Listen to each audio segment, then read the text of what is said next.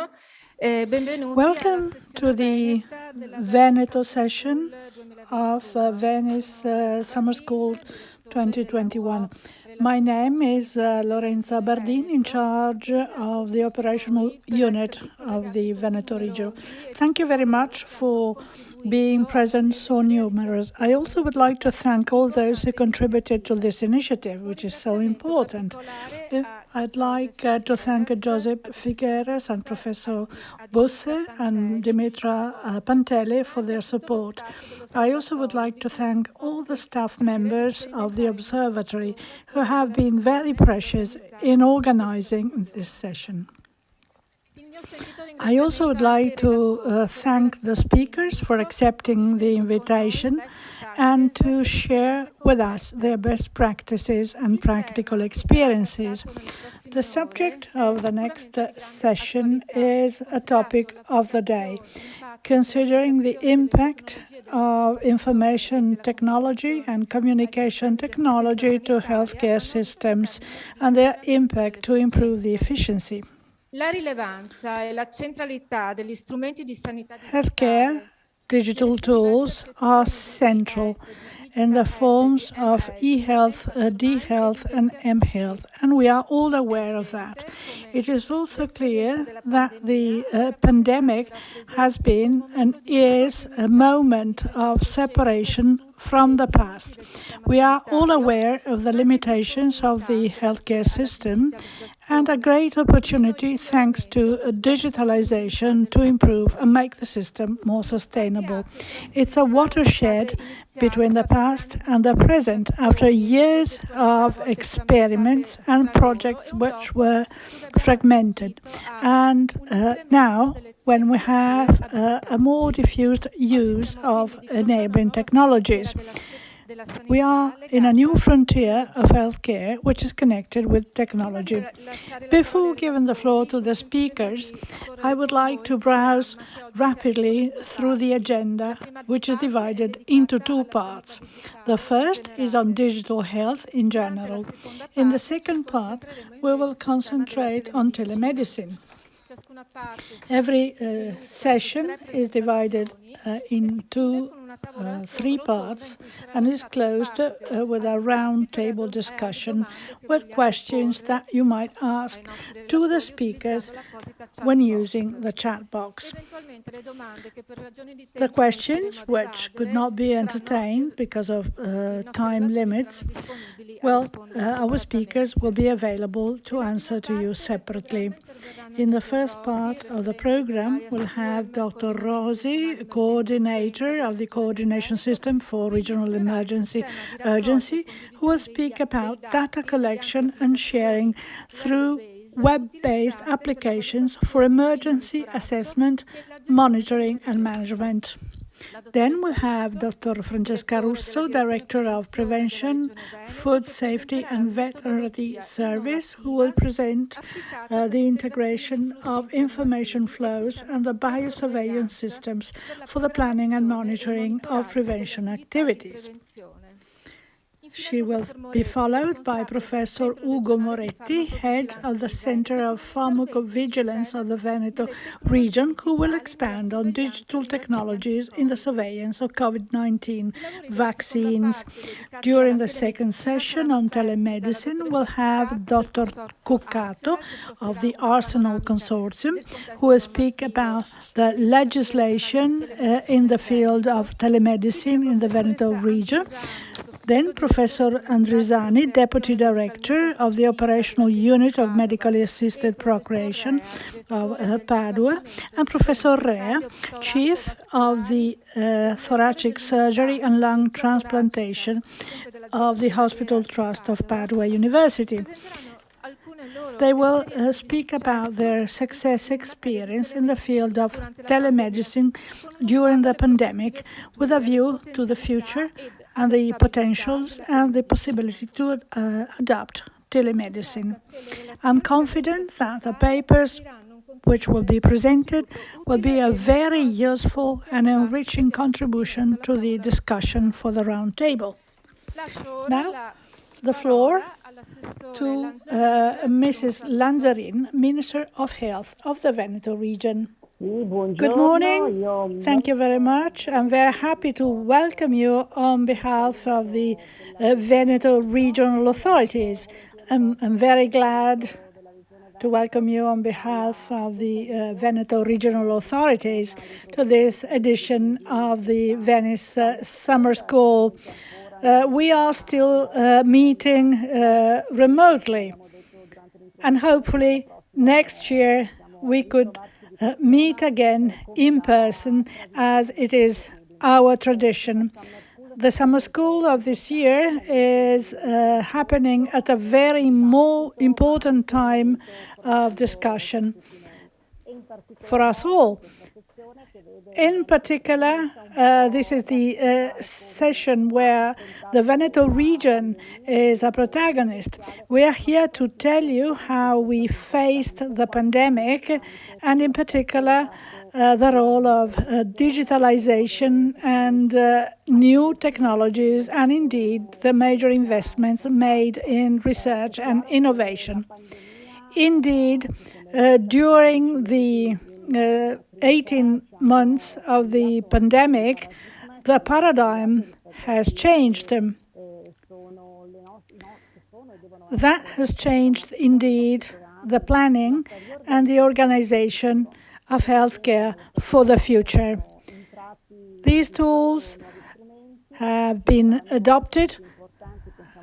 Some of them will be also funded thanks to the recovery and resilience funds, a part of which will be devoted to technology.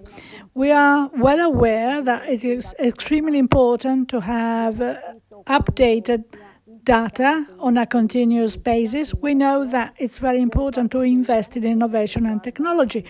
The Veneto region spends more than 60 million euro per year to have always updated technologies that enable us to provide a more timely service, and we improve the services that we give.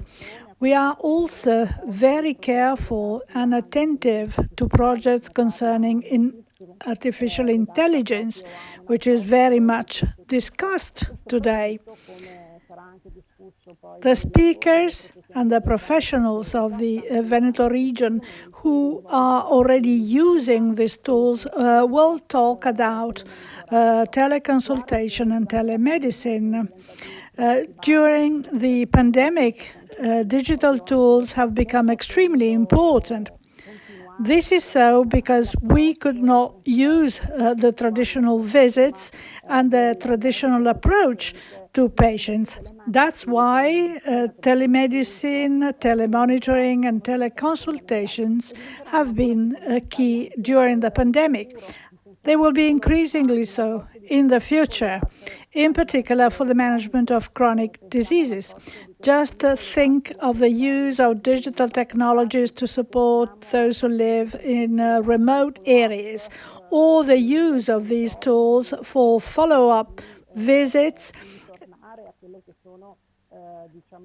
And we will not be back to the services how they were provided in the past. I'm not saying that digital technologies will replace the human capital and the human resources. Professionals will continue to be needed. However, the digital tools will be used to improve and to complement the services as we know them. And that will be a better support to health professionals. These are innovative tools, and we pay a lot of attention to them. We make major investments, not only in the Veneto region, but also throughout Italy. The Pact for Health was conceived, but not yet finalized in the past. The Recovery and Resilience plan is going into that direction. We are well aware that things should be made simpler in the digital field, because not all citizens, I mean the elderly or other citizens, are not so literate in the use of digital tools. That's why we have to improve the digital literacy of citizens. I do believe that these tools, together with advanced technologies, with very good professionals, will continually improve healthcare. We should never stop. We should always be very attentive to the new technologies. I do believe that that will be very useful to provide a better and a more timely service, and will also make up for some of the gaps which today unfortunately still affect the national and the regional healthcare system. I'm not going to continue, because the other speakers will talk about the tools that we have used so far. So I wish you a nice day and fruitful works. Thank you very much. Thank you very much, Mrs. Minister Lanzarin.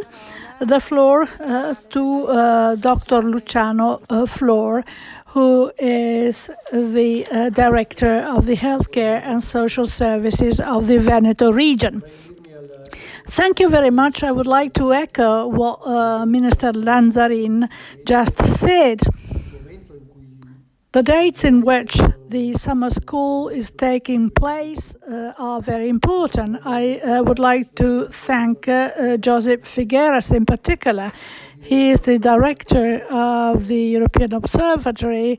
He has been very supportive in providing help and has paid a great attention to the healthcare services of the Veneto region. So thank you very much again, Joseph Figueras, for your support to the Veneto region.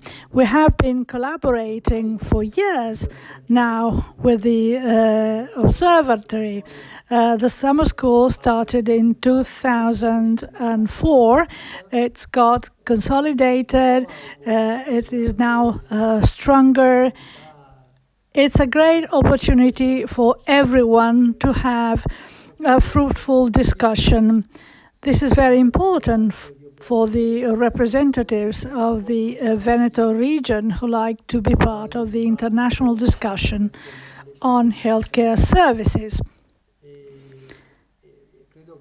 For us all, and for me also, it's very important to share the experiences gathered in the Veneto region. The summer school is happening at the time of the pandemic.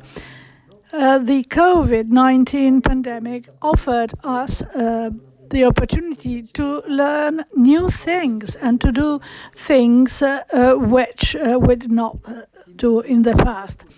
It's a special moment. The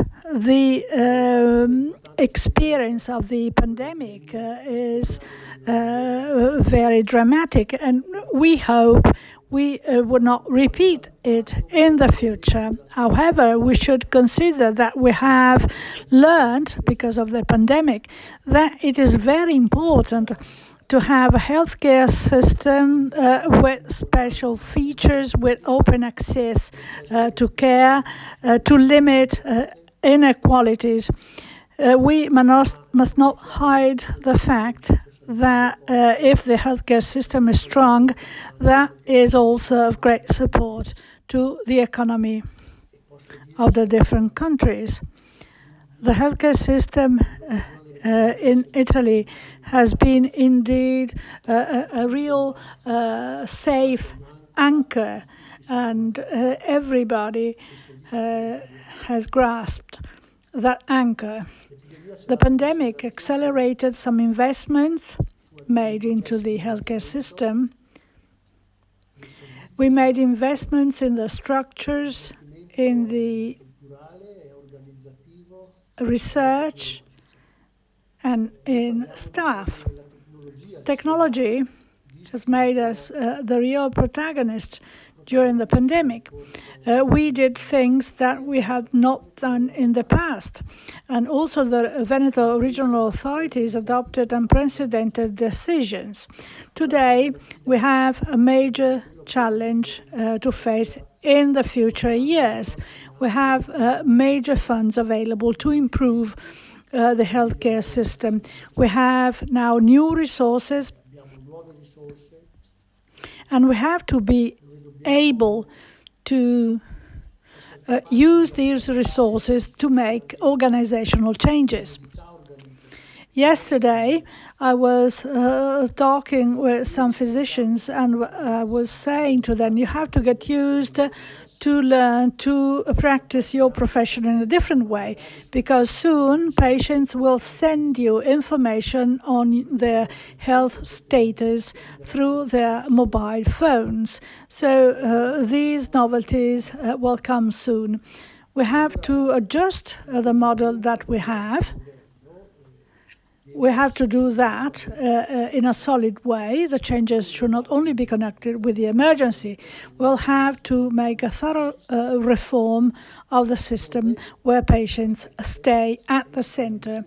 Our ability to share healthcare and health status information, to grasp the health opportunities, to offer patients their rights, not only to meet their expectations, but also to protect their rights. I must not deny that we have a great opportunity to make our technologies more modern, but I think that the key change should be implemented in organizational changes. Healthcare staff is the key element, is the most important part of all. It's on them that the system hinges. I hope that thanks to the scientific and cultural contributions that we'll hear during the day could make our profession able to adjust to the changing times. Otherwise, the times will overcome us. We want to guarantee and improve the quality of the services offered to our patients and citizens. We also would like to improve the quality of our work.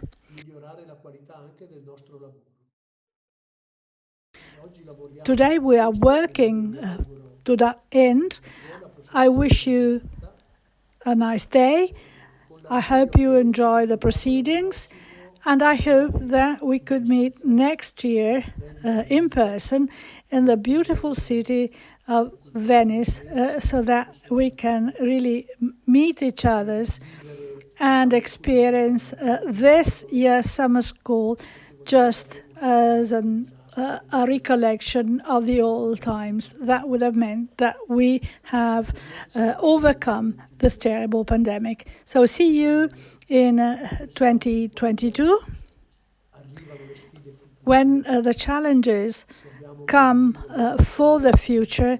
Whenever we've been able to share different experiences from different countries, I'm confident that thanks to that, we'll be ready, and we have to be ready. Thank you very much, and goodbye. Grazie, Dr. Flor. Thank you very much, Dr. Flor. We now give the floor to Dr. Francesca Russo, who is the director of the prevention service of the Veneto region, who will speak about the integration of information flows and the biosurveillance system for the planning and monitoring of prevention activities. Thank you very much. Good morning, everyone. Thank you very much for the opportunity to deliver my paper.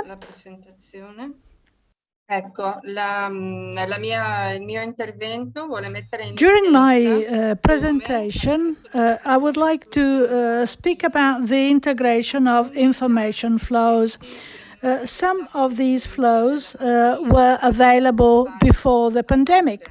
Others were developed on purpose during the pandemic so that we could plan the monitoring activities and how to use information flows for other purposes in the field of prevention.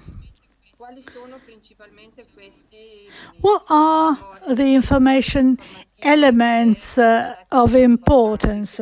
We had the biosurveillance system, some business intelligence systems, and the information flow concerning vaccination.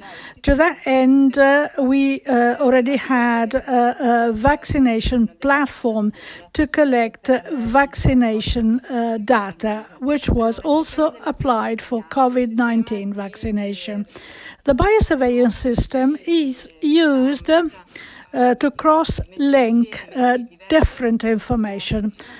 Thanks to that, we had the opportunity to see in real time the performance and the trends of cases in terms of absolute numbers.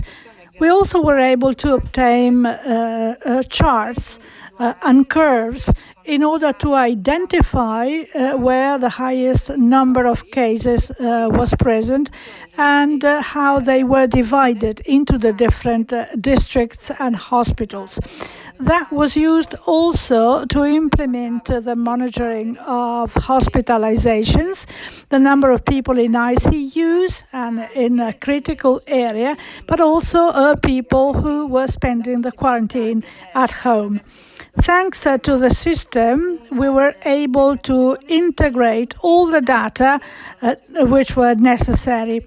They were uploaded by all the different actors in the hospitals, in community medicine, and the number of positive patients. The data obtained from the laboratories at community level, which uploaded the data concerning the positive subjects and the number of people who had to go in quarantine, the data provided by general practitioners and pediatricians who cared for their patients, and the feedback to the very same people in order to have the opportunity to see how the pandemic was going and was spreading. That was also used to help the so-called crisis units to make the most difficult decisions concerning the pandemic.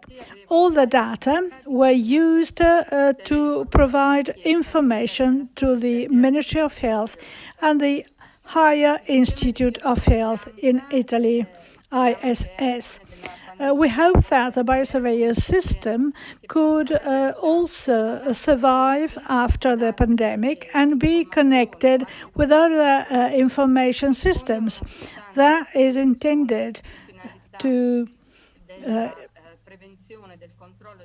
do prevention of infectious diseases, but can also be used with a view to prevention and to promote all the actions and all the activities implemented to control chronic diseases. We know that a close link between the diagnosis, the prognosis, the morbidity and mortality data was also depending on the health status and the chronic conditions pre-existing before the COVID contamination. The intelligence systems that we have developed on purpose to shed light on some specific aspects were sort of dashboards that enabled us to use biosurveillance data to focus on hospitalizations, to do that on contact tracing activities, which was key to manage the pandemic. That offered us the possibility to do a daily monitoring or a weekly monitoring to see how contact tracing was implemented at community level, so that we could identify the people that the positive patients had contacted and to implement quarantine. That was also used to implement swabs to obtain reports, all of which was extremely useful to monitor the efficiency of the system, his strength, but also to support those who decided at the level of the community management and the regional management to decide what to do. That is what we did. Contact tracing activities starting from December, when a vaccination campaign was started, was also accompanied by a special dashboard to monitor vaccination activities. So a sort of network was created within the network. We had the opportunity to identify the different flows of information. That was very useful for practitioners, for professionals working in the hospitals, in the community, in the laboratories, so that everybody could gather the information needed to plan their own work. Last but not least, the system to register vaccination flows. We have a single system for the whole region, which is interfaced with the national vaccination system, which has been set up for the pandemic. All data that come from the biosurveillance system and the vaccination system are integrated. A web app has been developed so that all the information is collected outside practices. And that has been very useful, in particular, to record the vaccination made to the elderly, fragile patients.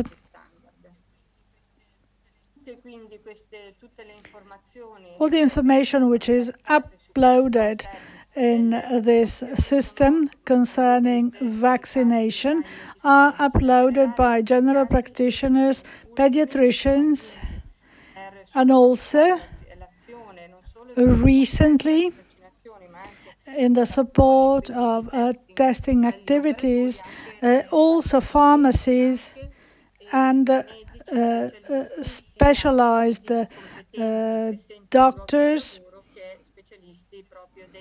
on work medicine, and also those specialists who are in charge of fragile patients, such as transplanted patients and others, all of which gave us the opportunity to obtain in real time information concerning the most vulnerable patients.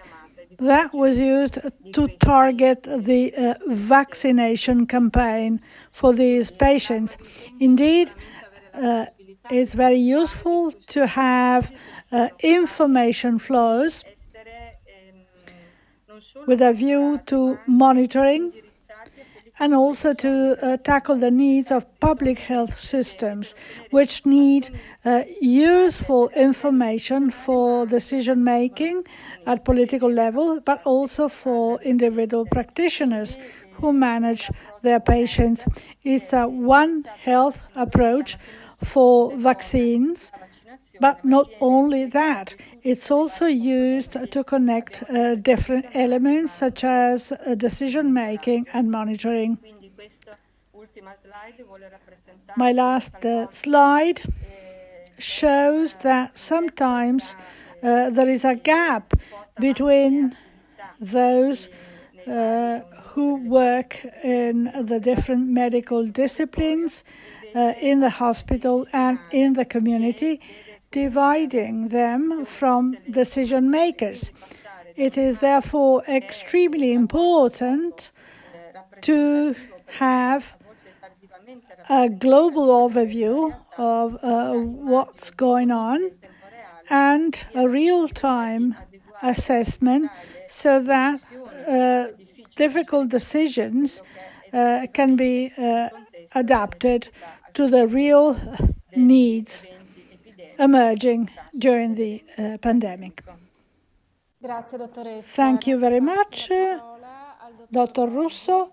Now the floor to Dr. Rosi, who is connected with us and who will speak about data collection and sharing through web-based applications for emergency assessment, monitoring and management. Okay, my role during the pandemic was monitoring and managing of ICU beds. And so since 2019, it was clear that we could have faced a growing intensive care demand that we never experienced before, that would have an exponential growth, that will put the request well beyond the availability of intensive care beds that we had at that moment, and also that we didn't know at which extent we will have to face this growth. So we decided to increase the number of ICU beds to 1,000. Normally we have 450 beds. So our goal was to have 1,000 beds. Of course, this means that we had to procure equipments, and this was difficult, but was the simplest part. We had to find the right facilities. For example, a big issue was oxygen supply, because intensive care beds required a huge amount of oxygen. So we had to found facilities with this capability of oxygen supply. The difficult part was to find personnel. And of course, the facilities were mostly operation rooms, and the personnel was personnel already working in the hospital. So we had to shut down certain activities, non-emergency surgery, non-emergency procedures, to bring this personnel in the intensive care settings. Of course, we couldn't open 1,000 beds in the same time. We had to prepare the beds as the request was growing to avoid to interrupt all non-emergency care. And also a key issue was appropriateness of admission in ICU beds, because you know, in different hospitals there are different criteria for admission to intensive care. During a pandemic, you must be sure that only patients that really need intensive care are admitted, while the other are in normal beds. So this is what we had to do: monitor evolution of the pandemics, anticipate the needing of ICU beds, and mobilize the resources to create new beds. And of course, this following the pandemics. And the goal was being always a step ahead of the requests, to always have some free beds to be occupied with patients arrive in the hospital. If we take a look at health information systems, in this moment, we don't have a comprehensive system to manage all the activities related to the patient. Instead of looking at the patient like a flow, we have some flash of some, we can see only some part. And so the problem is that it is difficult to have a picture of the situation of all the hospital, to know how many patients are really in hospital, how many beds are really occupied, how many beds are available for sending patients, and so on. And all the data that can be seen at the regional level are comes from back office activities. This means that they were not ready available.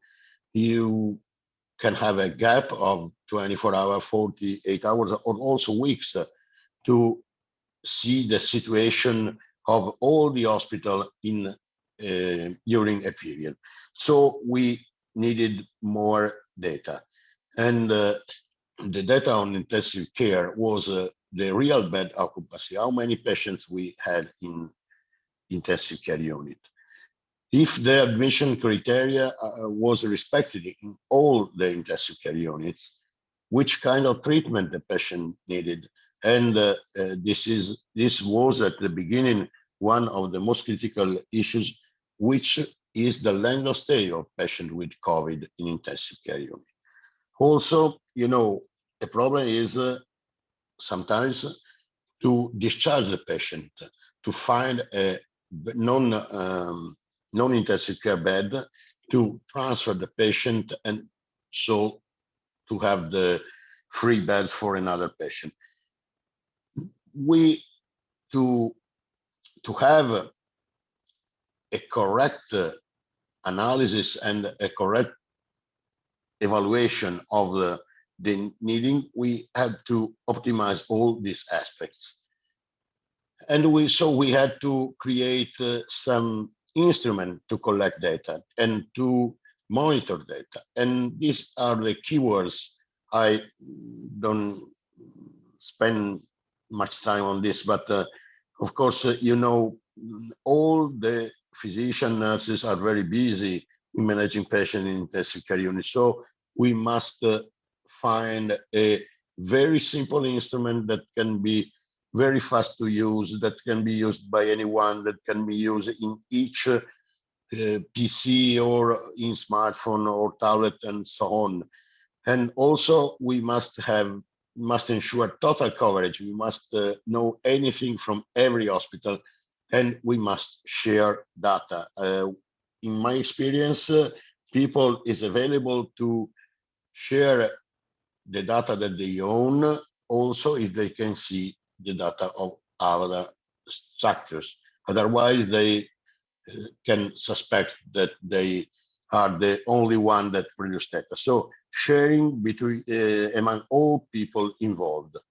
So this was the first instrument that we used. This is the situation of each intensive care. Of course, this is a part of the sheet. Every cell is a single bed. And so here we can see which bed are occupied by non-COVID patients, which bed are occupied by COVID patients, how many free beds we have, and how many beds are in standby. This means that they are fully equipped, but they have not still personnel to be activated and to receive patients. Of course, when all COVID-free are going to end, we need to activate more standby beds. And this is an analysis of coming from that sheet, and we can see here the evolution and the percentage of occupied beds. Here we can see how many beds are occupied, and also we can see how many patients enter every day are admitted every day in the intensive care unit. So we can imagine how the occupation will go in the following days. This is more steps, because in the previous sheet, we saw only beds. Now we decided to look also at patients, because looking at patients can let us understand how many days the patient stays in intensive care, and which can be also the elements that can change the intensive care stay. For example, age is one of these factors. Then we decided to do another step, and we decided to monitor also also ordinary bed and sub-intensive beds. Here is not simple because we ask the hospital to create more beds. If you look here, we from 272 we asked to arrive to 1,700 beds. So we had to understand how many beds free we had every day. One step ahead, here we are not using Google Sheet. This is a simple platform. This is FileMaker Pro, and to develop some easy forms, but with more information. And of course, all of this is seen by the end user by a web page. But here we can see how the patient is going, and also we can see if the patient can be discharged. And so we know that this patient can be discharged, but we have a problem because we have no ordinary bed to discharge this patient. So we have to do some intervention to remove this issue. Also, here we can understand which are the condition and the mortality risk of the patient when he enters intensive care unit. And this can be very useful to understand if we are moving in the right direction, is if we are admitting the right person in the right facility. This is a data collection. Then we linked this with the University of Padua Biostatistics Department, and they used our data. For example, this is a forecast, but they used this data also to create models to understand which are factors that can change survival of patients. So they have developed a model that is based on the data that we collected in this way. So, which are the conclusion? The end user is, for me, very useful in developing data collection and management, because he is the only that knows which is the needed data set, and he knows which is the meaning of data and which data are needed to read a phenomenon. And also he knows how sustainability is if a data collection is sustainable for people that must use these tools. End user can use online available tools that are very easy to be used, and can use also some development software that are very simple to be used and can be used also by end user. Which are the role of this solution? The solution, of course, are useful in unusual scenarios in which we must face a situation that was not predicted, and so we don't have a informatics system that can give us all the answers that we need. But also the solution can be linked by professional apps and can be used to have other data that can used for strategic and tactic purposes. And also, last but not least, if you permit me a joke, data management is too critical for medical care to leave it to ITC managers.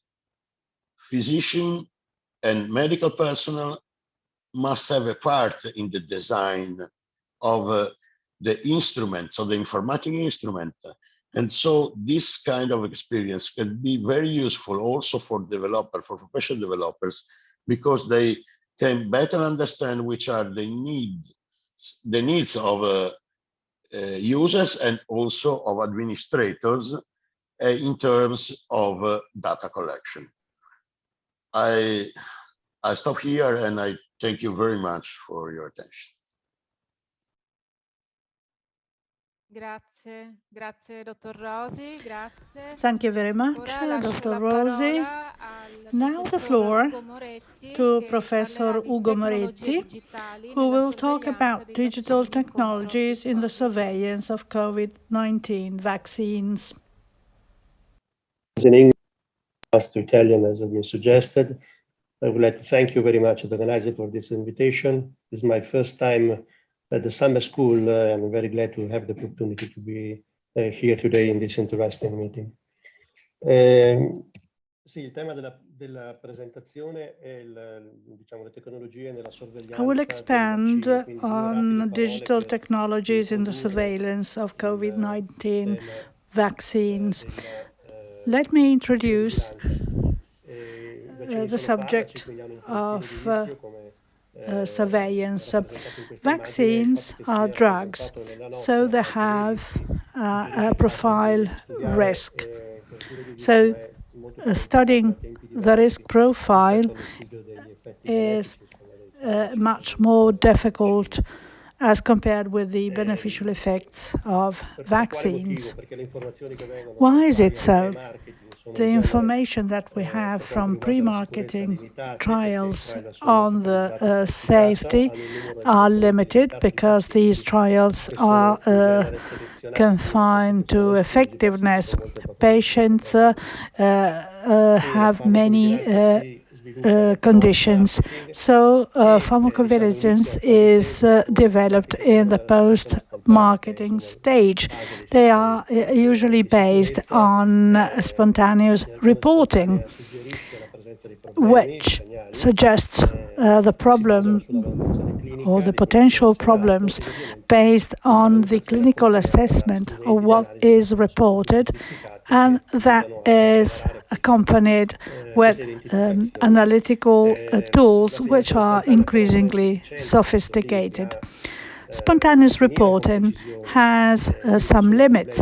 It's difficult to define precisely the problems connected with the vaccines. They should be accompanied with epidemiological studies which confirm the presence of the problem and can quantify the risk. The reporting is such that is supported by the improvement of data mining technologies. In the case of COVID vaccines, in a very limited number of months, we were able to identify also rare reactions connected with the vaccine.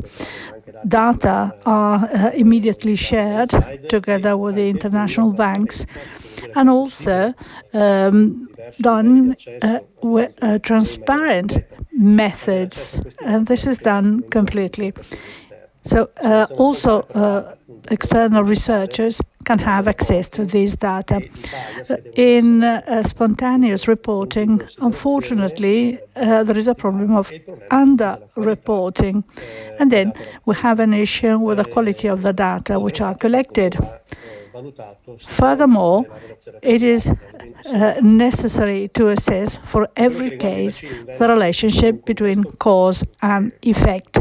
In the Veneto region, for a long time, we have been collaborating in the field of pharmacovigilance with a center guided by Mrs. Zanoni in the hospital. Thanks to this collaboration, the Veneto region can make an assessment which is very rapid. We have 1/3 of the national data on vaccines. Italy, in Europe, has the highest number of reportings together with Germany. What have we done? It's important to have data, first of all, that is making reporting easy for citizens and patients. We have a direct connection with the data bank of vaccines that Mrs. Rosso indicated, and the spontaneous signaling system. That is so that information could be easily exchanged between the data center and the Veneto region. We also decided to create a specific app in line with what other European countries have done. This web app is used to report adverse events due to vaccines connected with the spontaneous reporting of the Italian system, to bear in mind the criteria which are used to make this collection simple. We see that, thanks to the app, the access to the web and technology tools is changing rapidly. Mobile systems are rapidly changing. Now we have systems so that data can be collected through mobile. The app is a progressive one, so we can have rapid responses, and we can interact rapidly with it. It has additional fields as compared with the traditional signaling system, for example, including allergies or the fact that patients have changed the second vaccine, which is very important, and also the use of tools connected with mobile technologies, voice tools, besides the curtain menu. People prefer to use the voice tool. They also can use pictures so that they can easily attach reports, clinical records, or simply to take a picture of a skin rash. So the reporting system is simpler. We also worked in the field of pharmacology and epidemiology, connecting with national and international trials. We see the app, which is connected with a national system. This is the access field. We see the curve, which goes in parallel with the Italian data. The number of cases is going down. On the left, we see that the app platform is used by being connected with mobile devices. So we gathered a very high rate of reporting, which is highest in Veneto, of a very good quality as compared with reports made with other systems. As for epidemiology, indeed, the main tool is the integration of different data banks, which are connected with healthcare data banks. This is a trial commissioned by the ISS, which integrate regional data indicating the number of patients hospitalized, the center containing data on vaccines, so that we can get a better picture of a specific event connected with vaccines. Together with the Verona University, we are participating in the projects conducted by the EMA at European level. This is a trial which had been launched in mid-2020. It contains patient information. And following a decision by EMA, the trial was continued, and we coordinate the work package 1, a trial which now includes 11 European countries to get a better understanding on groups or cohorts of patients, such as pregnant women, children, or patients who had already been infected by COVID. We have a specific collection technology used. This is the website connected with the project, and we are trying to avoid making confusion. And we want to apply this project in the main hospitals of the region to avoid any confusion with the traditional information flows and the projects like this, which are key to ascertain the validity of data coming from spontaneous reporting. Thank you very much. Thank you very much, Dr. Moretti, for this very interesting presentation. I think it's now time to start the round table with the questions received. The floor to Joseph. Thank you. Thank you very much indeed. That's been absolutely fascinating. Let me add my welcome to all of you. This is the equivalent session of Palazzo Franchetti, where we bring our summer school participants, Italian and non-Italian, and then the Veneto and Italian colleagues in a session where we learn from each other. As Dr. Flor said, the idea here is to contrast the Veneto experience with the international experience. This is a session that our participants to the summer school every year rate the highest. And you can see why. You can see why. You can see how they rate it the highest, because it's an opportunity to see the evidence, the research, the strategies happening within a region with the centers of excellence, and by those who take the leadership in doing, in taking care, in leading that, in explaining. What I was fascinated today about these three presentations is hearing about the back kitchen, hearing about the complexities, hearing about how to do it on a day-to-day. As a colleague of mine says, how to go about Monday morning. How do you resolve the problems Monday morning? How do you get the data Monday morning? How do you use it practically?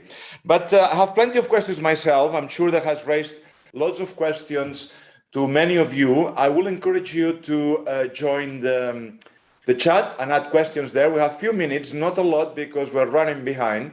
But I'd like to have first Dimi to see what the chat is saying, and then we'll have a bit of a debate between the three panelists and ourselves, threshing out a tiny bit more some of the points that they raised.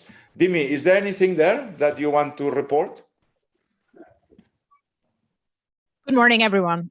We don't have a lot in the chat yet, Giuseppe, so this is a nice reminder to all our participants and attendees to please use the chat to ask questions to our speakers.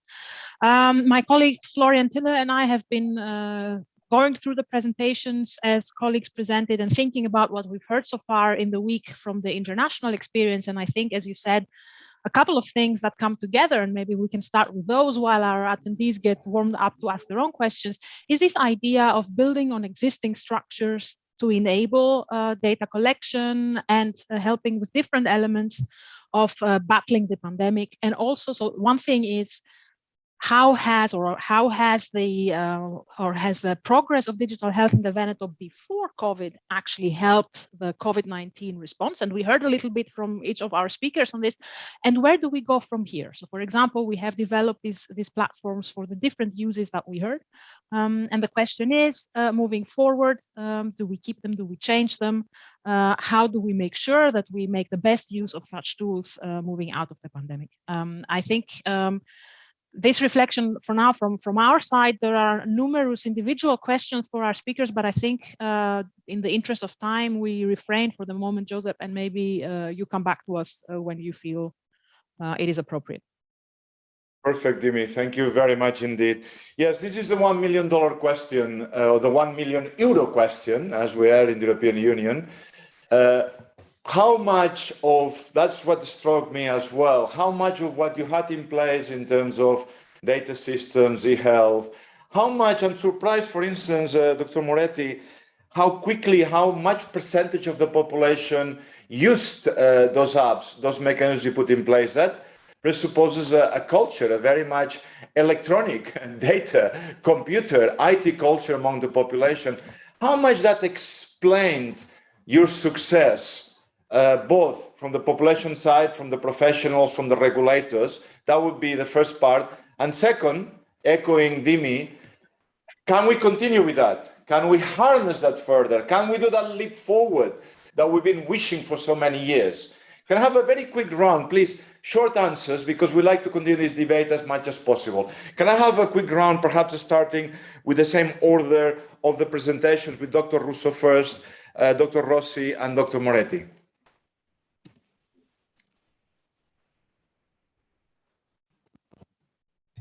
Dr. Russo, you would like to start reflecting on that? Sì. Thank you very much. Grazie. Chiaramente le presentazioni dei colleghi hanno messo... The presentations of my colleague highlighted, as we said at the beginning, that every one of us, with our own work, i.e.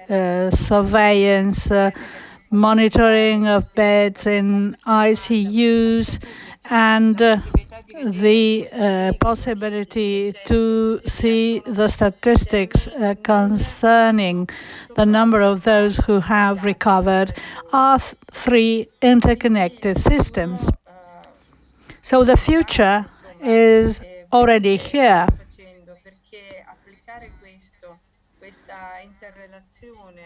The possibility to interconnect different skills and systems is such that we can monitor and carry out the assessment of public health care problems by matching and combining, as Dr. Rossi said, our abilities and the content of data to be monitored.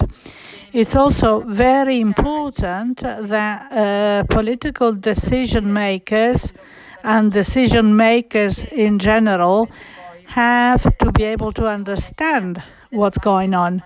It's up to them to decide on what can be done, in particular in these days when we are discussing about the green certificate, but also to make economic decisions in a time of emergency. We have to avoid that what has been created during the time of emergency is not forgotten. It can be used to achieve other healthcare objectives. It's important to use all these data to put them in a system which can be useful for decision makers who can decide how to implement these tools in the future in a sustainable way. And this is what we have to follow while implementing technology innovation. Perfect. Perfect. Thank you very much indeed. Dr. Russo, you touch upon one of the key areas indeed, which is the political support, the political will. We're finishing a major study in the Observatory about the key factors that explain the resilience and effective response of the health systems.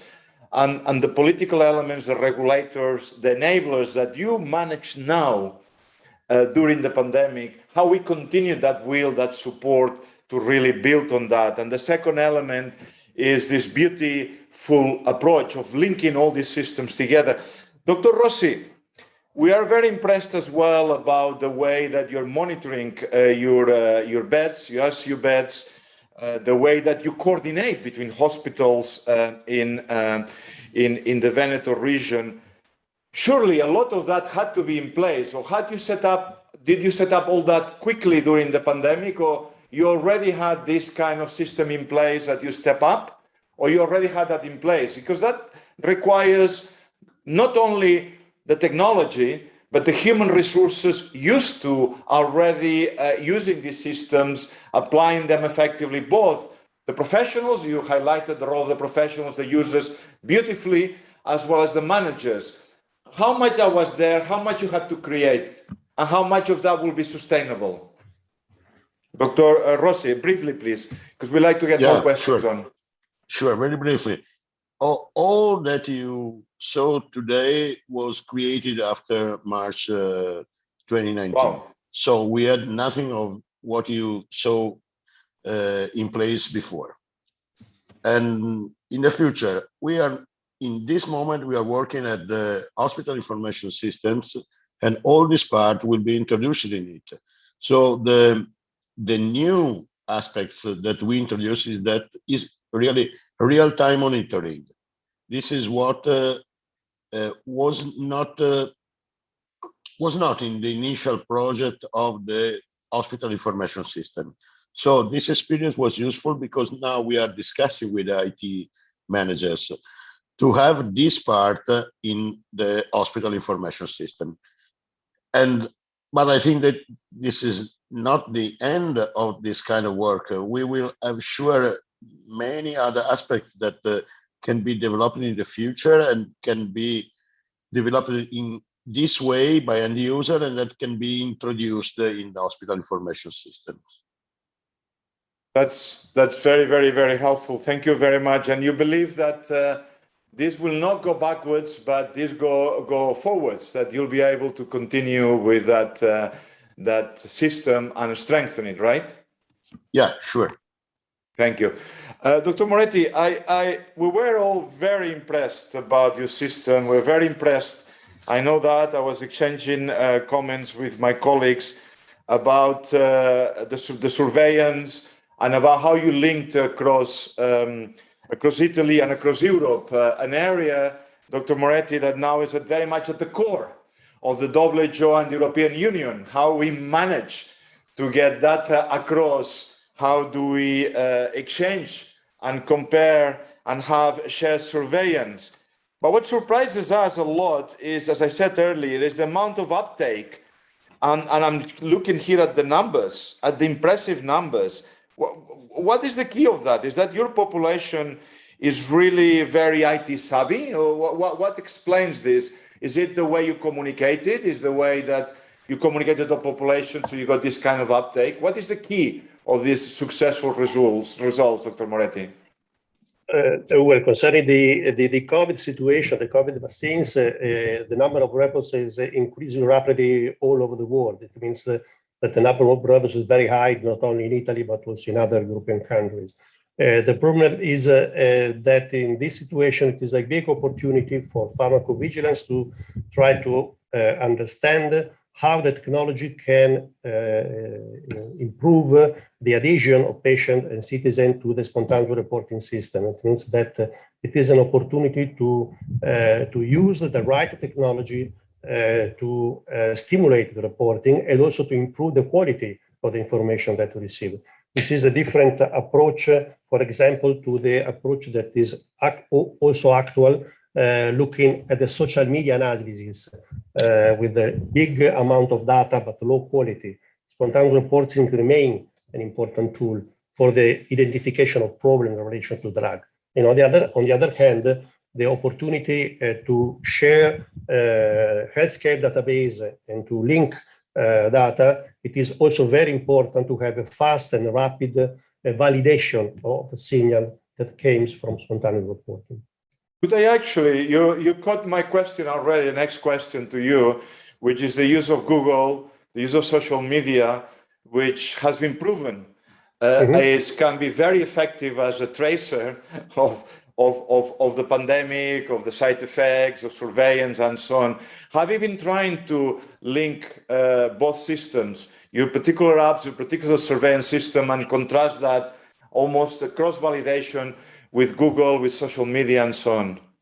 This is a very important topic. There is a big research area just trying to use the social media as a source of information for pharmacovigilance. Up to now, the problem that we have is that we have a big amount of data from social, but low quality of information. And quality is essential to identify problem related to drugs. It means that spontaneous reporting and social media are probably complementary in the analysis of the problems. It means that social, for example, are very important to try to understand the impact of different adverse reaction in the population. But we still need probably both approach. Perfect. Thank you very much. Perhaps a question for later for all of you, because now we run out of time. It's 11:15, the 15 minutes late we are carrying today. One area that I like us to talk about, perhaps in the next table, is the federal system in Italy. I come from Spain, I'm from Catalonia, and we have sometimes some complexities in terms of sharing data, not only with the EU, but within the country itself. I was impressed in your case, Dr. Moretti, about the fact that you were sharing that very effectively across Italy. But I was wondering as well, with our two colleagues today, how much you've been able to exchange and share across the regions. For instance, on the area, let me ask this question now, although we are late. Dr. Rossi, on the area of beds, intensive care unit beds, were you sharing data? Were you sharing beds with the other regions? There's been experience in Europe, actually between Germany and the Netherlands and other parts of Europe, in which they were sharing beds, ICU beds. Was that happening in Italy? Yeah, we are not sharing real-time data. We have an operation center that share available beds for other regions. Just to explain, if we in Veneto has 20 beds that we don't think that can be necessary for us, we can share it on the national level, and this operation center can show to the other regions. It's difficult to share all the bed availability because as you saw before, we had to improve the numbers of beds day by day. So of course, this was done basing upon the evolution of the pandemics in our region. Of course, if you share this and you have 20 beds or 30 beds free this evening, and another region needs them, you are not able to use them for your patients. Indeed. So you must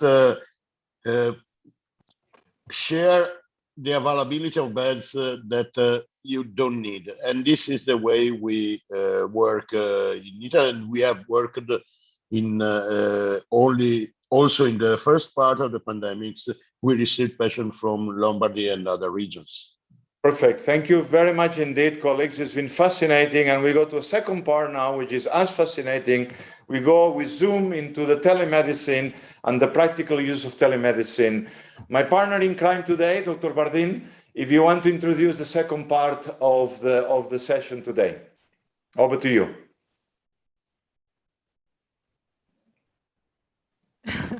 Okay, grazie Joseph. Thank you very much, Joseph. Let me introduce Dr. Lisa Cuccato from the Arsenal Consortium, who will speak about telemedicine in the Veneto region. She will expand on the initiatives carried out in this region in the field of telemedicine. Thank you very much. You have the floor. Good morning. My name is Lisa Cuccato. I am from the Consortium Arsenal, in charge of digital healthcare of the 13 health districts in this region.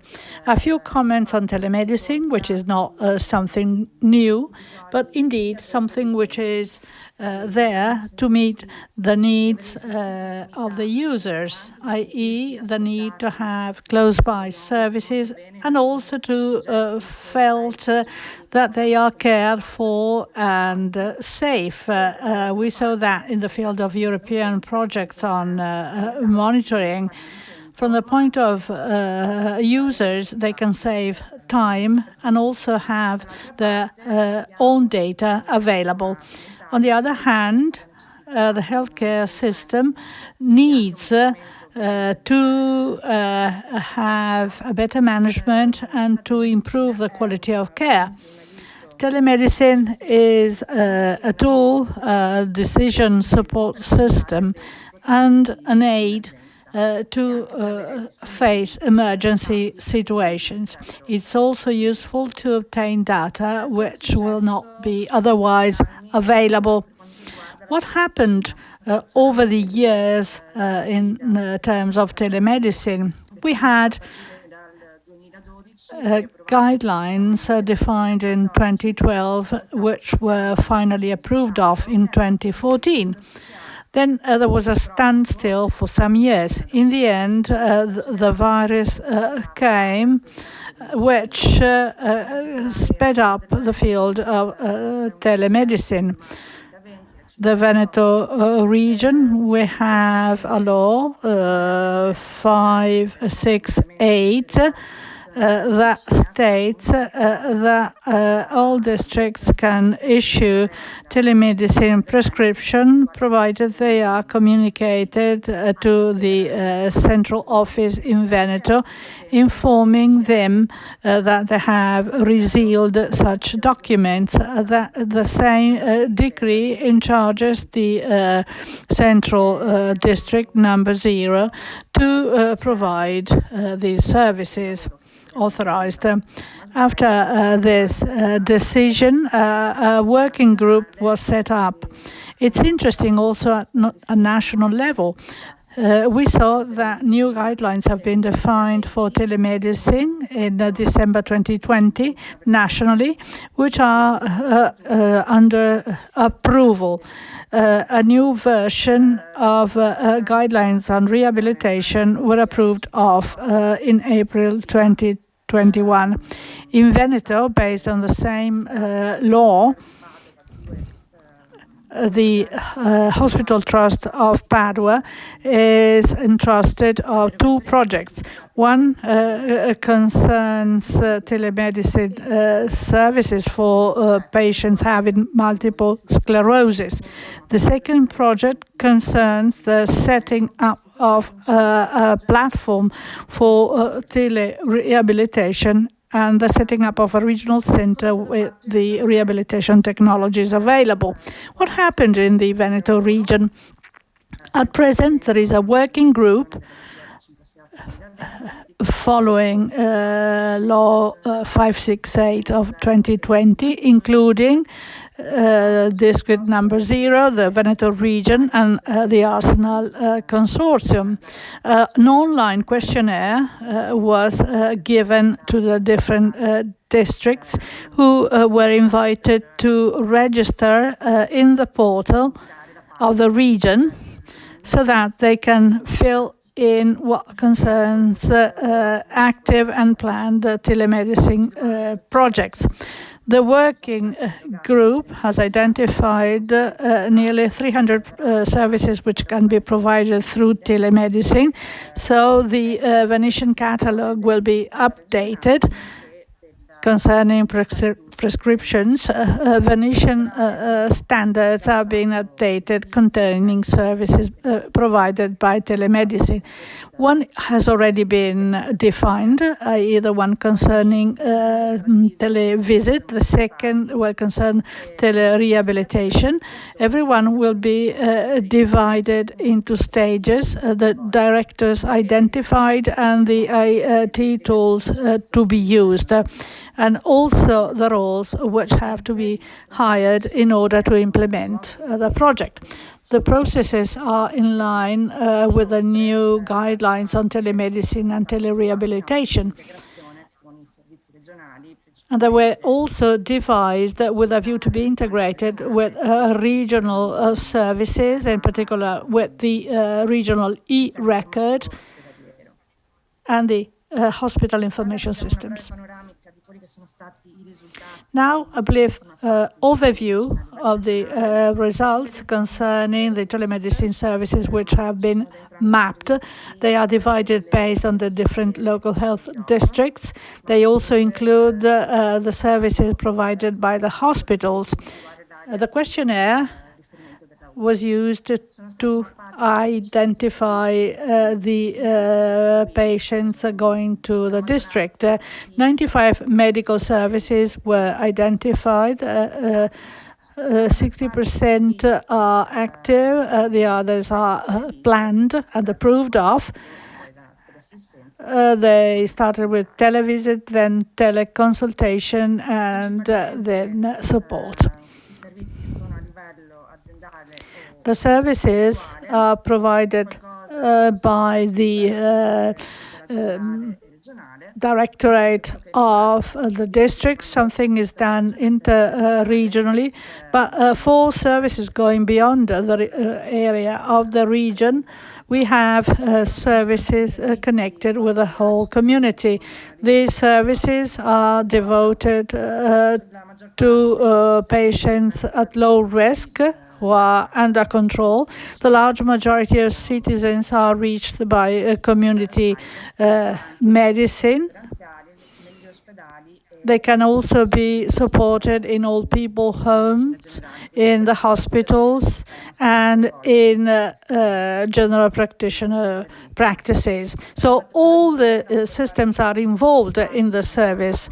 As for the conditions mapped, we had multiple pathologies, which are include heart diseases, tumors, and so on.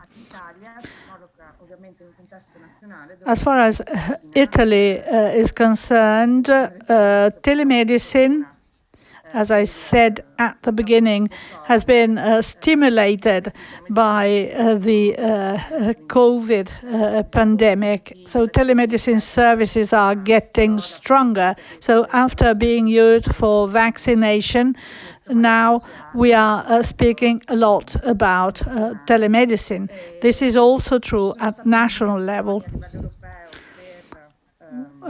We had European indications in order to define some indications in the recovery and release program with a view to modernization.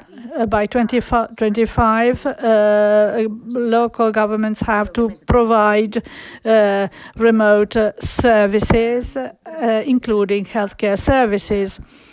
That will be indeed included in Mission 6 concerning health, with 15.63 billion euro as an investment. The key objectives are the creation of so-called intermediate structures, wider use of home services,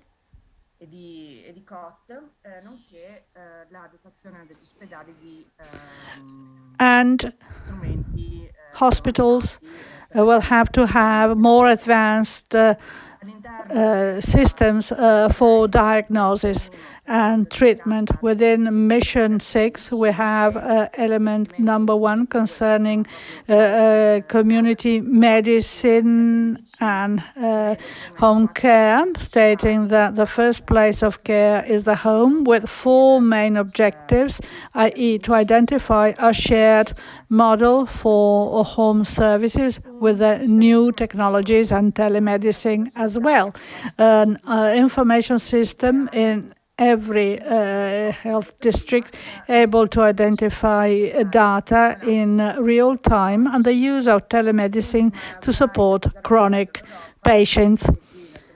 A final overview on Europe. We see that telemedicine is also very important. There are 2 main programs, but not only them.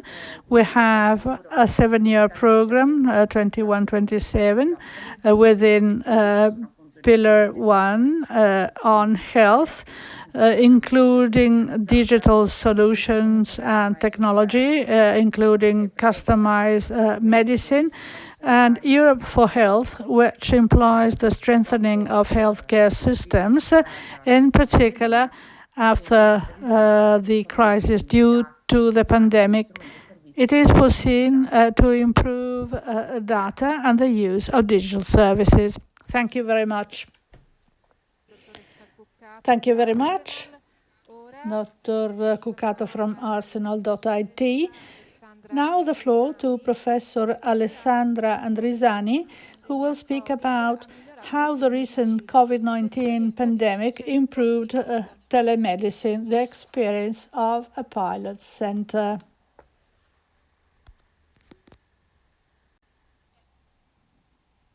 I hope you can hear me.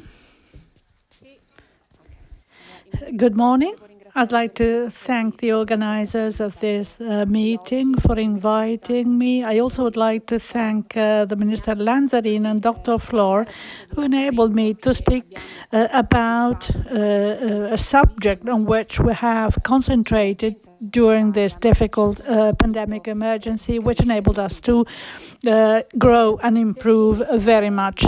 Why speaking about telemedicine and medically assisted procreation, IVF?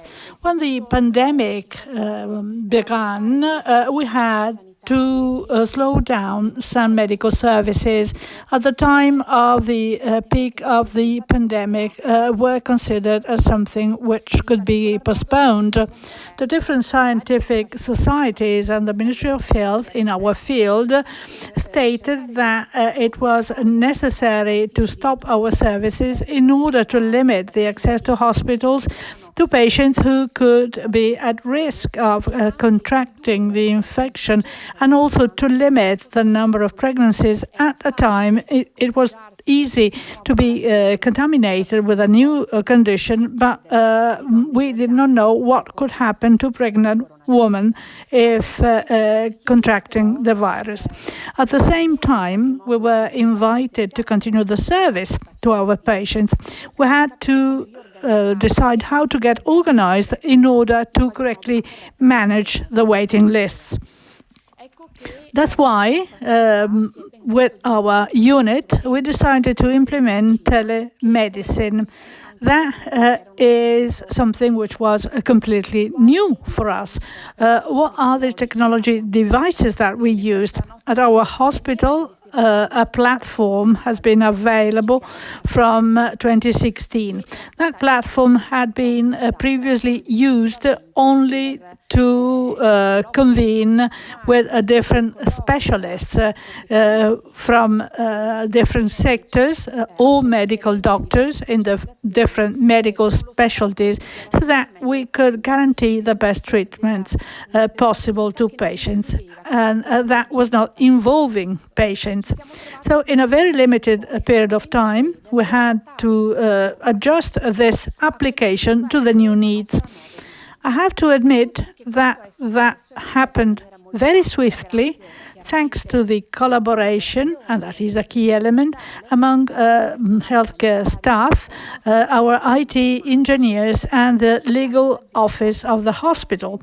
That made it possible to provide the provider with the necessary information to further develop the application. In particular, the new platform had to be able to communicate with the management system of the hospital. At the beginning, we had a tool which was not at all connected with the provisional services. At a time which was the peak of the pandemic, from the 21st of February 2020 to 2021, the same date, we had more than 500 consultations remotely and 600 consultations in presence, because at the beginning we had planned control and visit to perform the follow-up. They had no possibility to enter the hospital. We were very much surprised not only by the number of services provided, but also the comparison with the services provided the year before, when the pandemic was not there. Hence, we created a new line of activity for a better management of patients and waiting lists. At the same time, we were able to implement something which had appeared to be impossible. We implemented 40% of our services. The first question was, how did patients and health professionals perceive the new tool? The first 300 couples who started together with us the experience of telemedicine to a survey. 129 couples answered. What questions were asked to these couples? We asked them what was their perception of telemedicine. As you can see, less than 10% of couples said that they were not happy, and that we had expected. More than 11,000 articles in the literature on telemedicine from the 70s to date are available. As a matter of fact, the social and clinical problems based on the evidence that we could feel ourselves, i.e. the difficulty to use an IT tool. We live in a digital area. We know that not all people are skilled with the new technologies. As Minister Lanzarin said at the beginning, not all people live in places where they can be easily reached by the digital networks.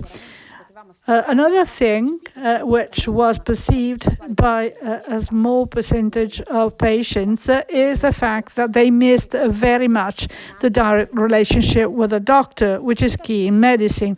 But more than 90% of patients were happy.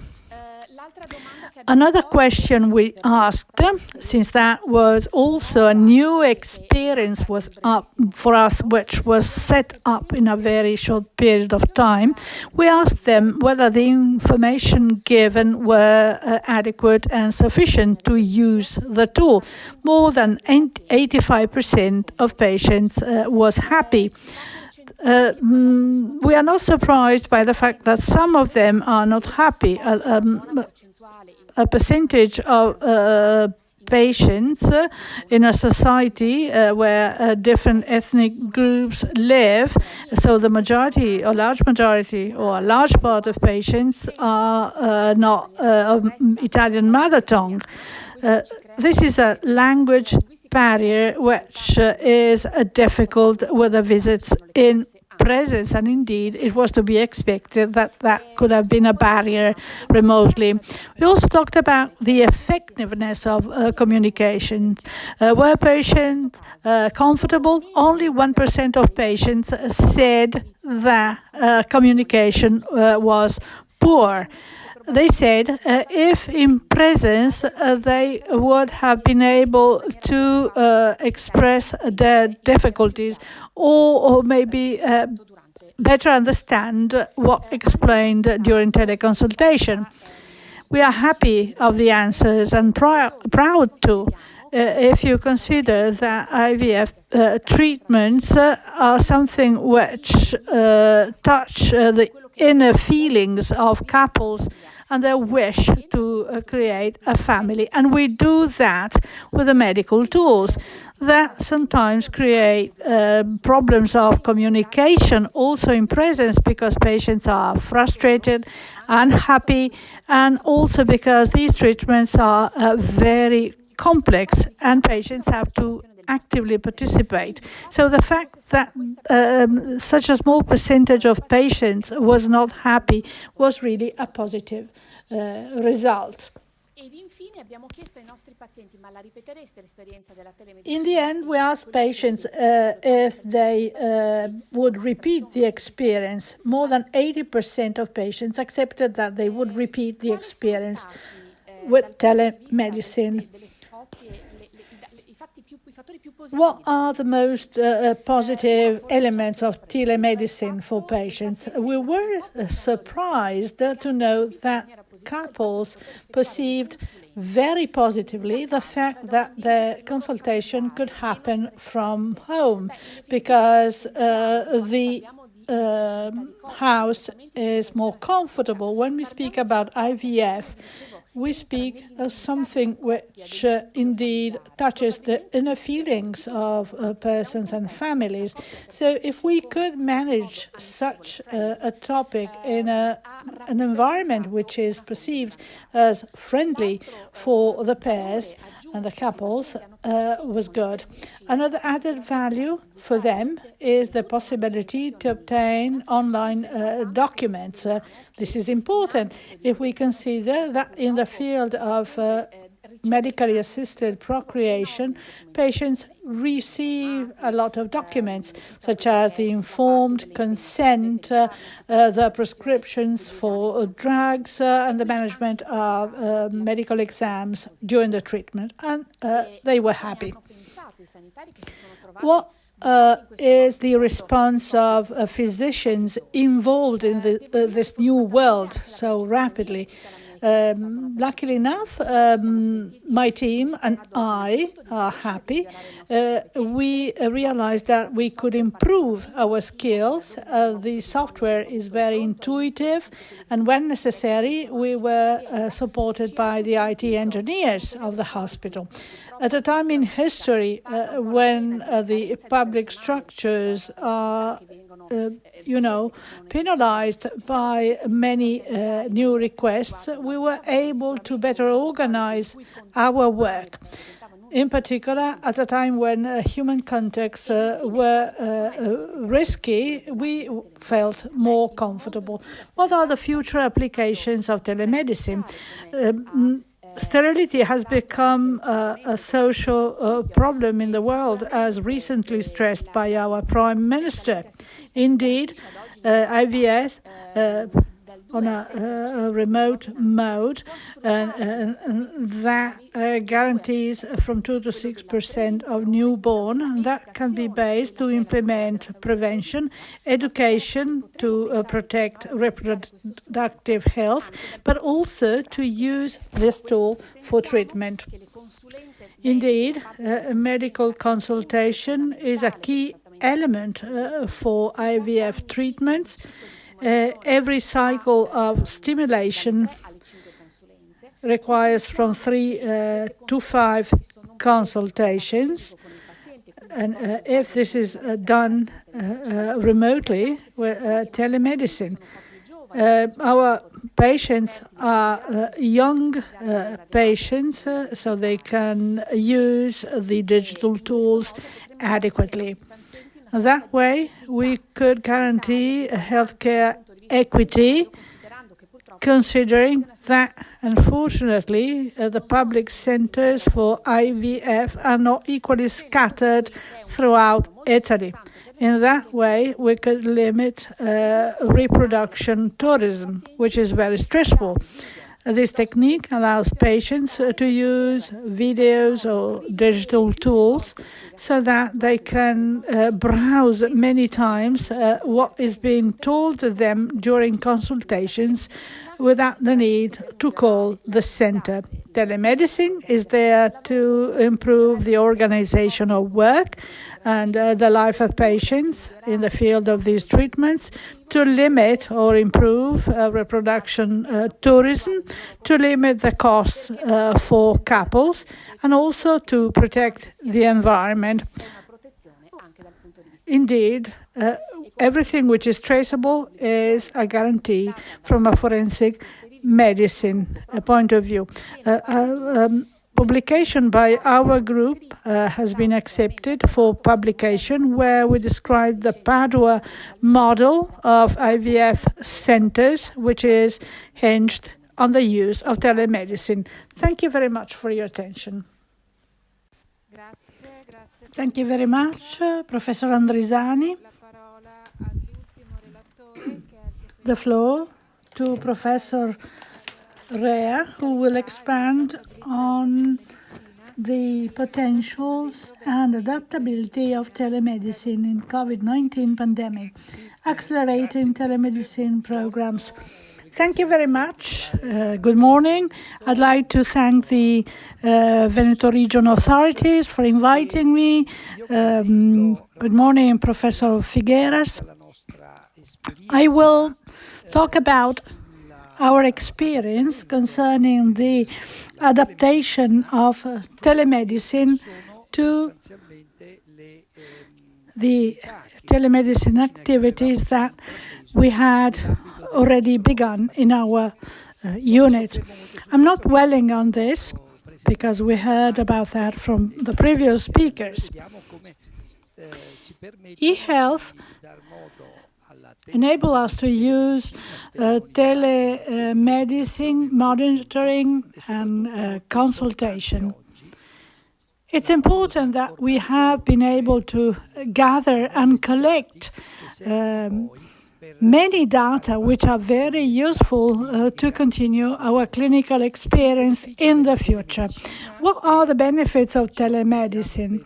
It offers benefits for patients, for the physicians, and for the healthcare system at large.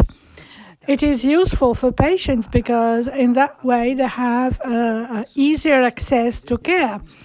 This is important because, as many others said, many of them live in remote rural areas. Therefore, it is easier for them to have access to the hospital at lower costs. There are advantages for the attending physicians in terms of diagnosis and treatment. They have the opportunity to have a rapid access to medical records. They also have the opportunity to support patients and follow them at home. They can also continue training and education through video teleconsultations. The whole system derives benefits from that. We avoid unnecessary visits, and in particular, we shorten the length of stay. We can do an early discharge, and therefore we offer remote service, which is of great importance and very beneficial to patients. We got started with something we had already started in 2017 before the COVID pandemic. We had a platform for severe respiratory failure. There was a need to create such a platform because our center, besides cancer surgery, also implement lung transplantations. The number of patients receiving transplantation increased very much. The same goes for patients to be assessed for transplantations and being followed up after surgery. These patients have a very high discomfort because of the severe respiratory failure, so it's difficult for them to travel to the hospital. We receive patients from many Italian regions. It will be very difficult for them to do otherwise. We need to continually share imaging, X-rays, MRIs, and clinical records. And when the patient is in the waiting list, needs to be continually in contact with a physician. After transplantation and during the follow-up, it's very important for the physicians to be aware of the outcomes of the exams they do regularly, and also to update the medical treatment. So there is a medical relationship, and also we offer psychological support, because sometimes we live far away from the patients. Hence, we developed a platform. Patients registered in that, and we received all the data the patient wanted to communicate. This is an example. They had laboratory data and so on and so forth.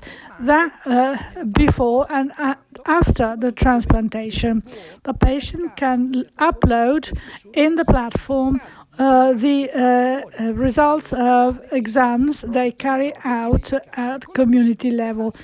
In case of need, we can call the patients and talk to them through Skype.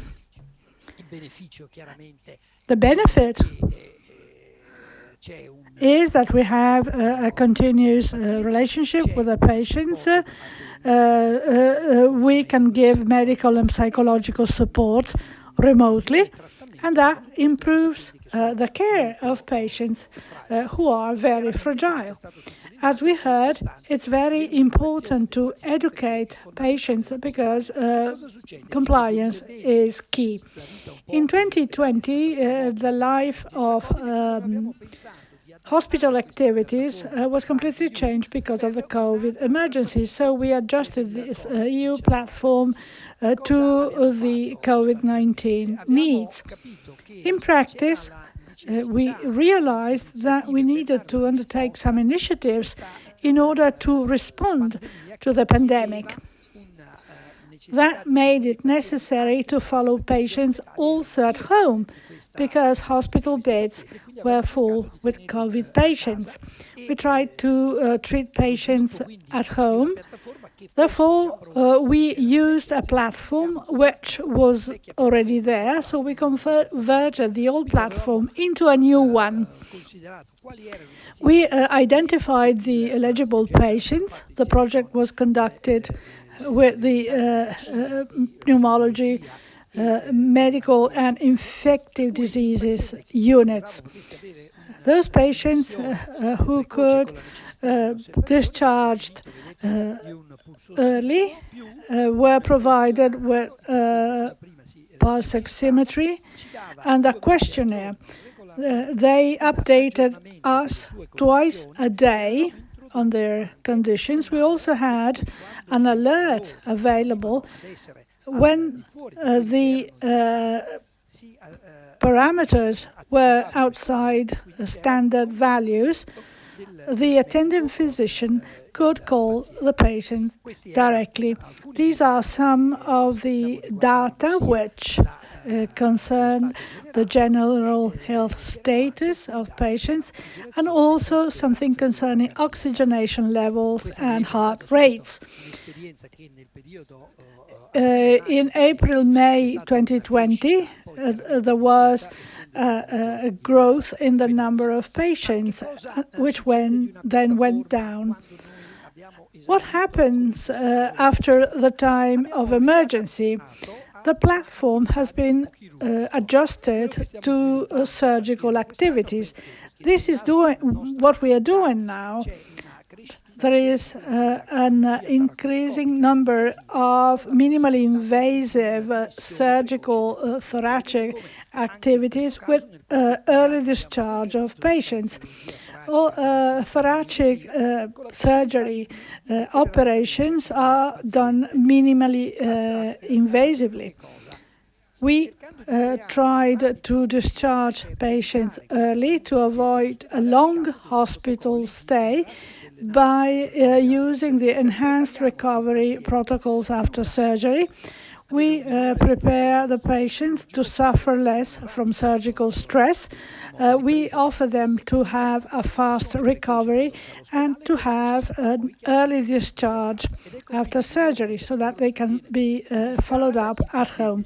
So patients register in the platform and are monitored at home. In the phase before surgery, they are trained to ERAS guidelines. They stay 1 day after surgery, and then they are monitored from home for 15 days. Patients can have video tutorials so they can learn. We can analyze the data offered by a portable spirometer, and there is a system to send immediate messages. 5 patients out of 5 enrolled completed the whole program. 2 patients out of 5 had minor complications managed remotely. The compliance was very good in terms of surgical patients telemonitoring. So this platform is very useful for surgeons, can be used for medical and surgical issues. This approach provides benefits to patients, to surgeons, doctors, and the health system as a whole. This is something which should be improved. We should improve the resources and the expertise. We should also educate all patients to do these activities remotely. Thank you very much for your attention. Thank you very much indeed. I think you have, let me take off the simultaneous translation. Again, Dr. Albertini, you put a beautiful program together. We had in this session first, Dr. Cucato giving us a sense of the overall use of telemedicine in the Veneto region, highlighting very much the use in home care, in control. Also, Dr. Cucato, you mentioned the programs of investment and the Recovery and Resilience Fund. Just a reminder to all of us, this afternoon, we're going to have Dr. Maritati, who's going to be talking as well about the investments on digital health using the Recovery and Resilience Fund in our session, last session of the summer school this afternoon. Then it's been a real interesting two examples. Actually, in some ways, counterintuitive. That's what I enjoyed very much of your presentations. First, Professoressa Andrisani told us about an area that intuitively I would have said is such an intimate, personal area that you don't want to do through telemedicine. And then she proved me totally wrong, because she said that actually people feel more comfortable in their living room rather than in the hospital to share some of their experiences. And the results almost too good to be true. I believe them, of course, but they're really extremely good results. And then the same for Professor Rea, who again, another area that I always sort of link with very high technology, in which one would expect a lot of the work to be high technology in hospital, and then teaching us how, of course, given the distance and the way that the Center of Excellence in his hospital is attracting lung transplants from all over Italy, having telemedicine for follow-up is fundamental. The second lesson, the one I think we're learning a lot in this summer school, is you had already the system, Professor Rea, in place. And then it was very smart the way that you adapted that system to the COVID situation. So I thought that was really exciting. The problem, we don't have much time now. Let me invite Dimi Pantelli, my colleague, who's monitoring the chat and who's also been thinking about some of the interesting dimensions of your presentations, to come up with a couple of questions that perhaps we can put to our panel. Dimi. Thank you, Giuseppe. There is quite a bit of activity, first of all, to say in the chat, also directly from our speakers who are responding in the chat. So just to bring everyone's attention to the fact that some of our colleagues have already put in the chat some answers to your questions. We have a couple of specific questions on the latest presentations. Should I go for those, or please? More? All right. So we have a question. Maybe a general one that we can, and then a couple of specific ones, and see what we can do. Okay, the general one is also triggered by one of the questions in the chat. Is Tony asked about the evaluation of this increase in telemedicine for chronic care services, or the impact. And from that, I think it links very well to what we've been discussing in previous days about evaluating all these new solutions. So they come, or we make them at a time where they are necessary. But clearly, if we want sustainability for the future, we also need to make sure that they are actually effective, safe, and help patients and help citizens. So maybe a reflection from colleagues on what evaluation plans there are, how we do that.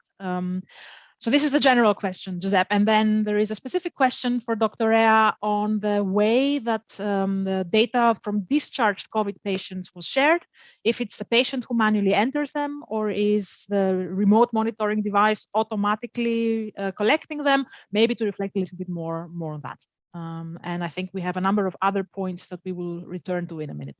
Thank you. Perfect. Thank you very much. Let me add one point myself, and then I will direct these questions to you individually. The general question I like to hear all of you very briefly talking about is how we reach the ceiling, how we move forward towards a higher use of telemedicine, because clearly you have very good results. Have we reached the ceiling? Can we go further? That would be the first overall question. And the second overall question would be perhaps to all of you, but let me readdress that a tiny bit.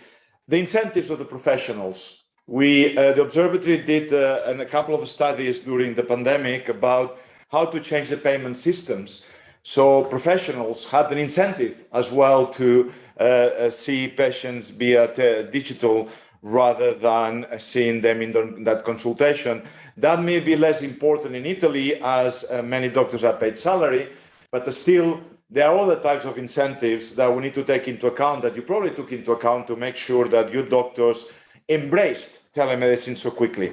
So these would be the two questions, but let me start first with Dr. Cucato on the general question on whether you think we reached the ceiling and how we can move forward, number one, and the second one about the evaluation using Tony's point. I mean, you already put some numbers on the evaluation, but could you elaborate that a little bit more, Dr. Cucato? Yes, well, as I respond to the question to Mr. Giudeo, so regarding primary care specifically, there is a recent regional deliberation that will activate a pilot for primary care telemedicine services specifically. So regarding primary care, there is an interest in Veneto region to enhance this type of services, especially because during COVID, we see that people needed them. And so this will be spread to other services too. So the direction in Veneto region, but I think also a national level, of course, is to enhance these telemedicine services. And this is why in Veneto region, there is a specific group, there is a specific working group that is defining the regional standards and how the telemedicine services should address all the challenges of today. What I mean, and how much future we have there? Sorry to interrupt you. I mean, you gave some of the numbers. Can we double these numbers, triple those numbers? Is there a ceiling? How much can we go? Judging by the two examples, you clearly can apply telemedicine in absolutely everything, high technology, sensitive areas. What would be your guess on our potential in telemedicine, Dr. Cucato? So all the services, as you said, may be covered by telemedicine, but not all, of course, but the address of the Veneto region is to do as much as possible because is the future. I mean, so every service that is possible to have in telemedicine will be set up with this possibility. So I cannot give because as said in the presentation, there's still some change management problems because the system has to change, because even if we are in 2021, telemedicine seems to be always new, but it's a question of some years, some decades, but we are still using normal system. So I think that the time is coming. Unfortunately, due to the pandemic also, but so we are doing as much as possible. I cannot say no, that's okay. Much time. No, that's perfect. I think the point I wanted to get, and you really highlighted, is it's not just the telemedicine, it's the organizational change, the cultural change, the way we manage our system so telemedicine can come in. The example that we heard all of us at nauseam is that within weeks, we saw telemedicine implemented when we had waited years for that to be in place because the technology was there. Which brings me nicely to Professoressa Andrisani. Clearly, Professoressa, the numbers you're showing are very impressive. So what are the elements in your department, in your professionals, in their incentives that explain these high numbers of telemedicine in the area of assisted reproduction? Was it your culture? Was it incentives? What was the key element? Tell us the El Dorado, you know, the El Dorado that the Spanish conquistadors wanted to get and they never got there. What's your El Dorado? What is the key that you got such high numbers?